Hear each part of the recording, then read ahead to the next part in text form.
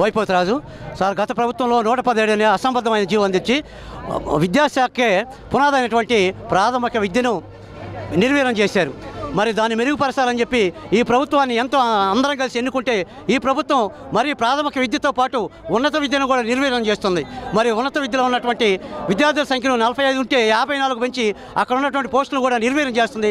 ప్రాథమిక విద్య ఉన్నత విద్య అన్నీ కూడా నిర్వీర్యమవుతున్నాయి. కాబట్టి మేమందరం కూడా మరి పిఆర్సీలు కానీ డిఆర్లు కానీ వాటి కోసం ఈరోజు మొనిటెండర్లో ఉపాధ్యాయులు విద్యార్థి అందరం కూడా రోడ్డు మీదకి వచ్చామంటే ఈ విద్యా వ్యవస్థను నిలబెట్టుకోవడానికి మరి తెలుగుదేశం ప్రభుత్వంలో తెలుగు మీడియం లేకపోవటం చాలా సిగ్గుగా ఉందని చెప్పి సమాంతరంగా తెలుగు మీడియం కూడా కొనసాగించాలని చెప్పి మరి విద్యా వ్యవస్థను కూడా మరి బాగుపడే విధంగా కృషి చేయాలని చెప్పి మరి ఫ్రెండ్లీ ప్రభుత్వం చెప్పుకున్న ఈ ప్రభుత్వానికి పైన మాకు ఎంతో గౌరవంగా ఉంది. మరి ఈ ప్రభుత్వం సగౌరవంతో వినవజేస్తున్నాం, గౌరవంగా విన్నవిస్తున్నాం. కాబట్టి ప్రభుత్వం అర్థం చేసుకొని ఈ విద్యా వ్యవస్థని గాడిలో పెడుతుందని చెప్పి కూడా ఆంధ్రప్రదేశ్ ఐక్య ఉపాధ్యాయ ఫెడరేషన్గా మేము డిమాండ్ చేస్తున్నాం.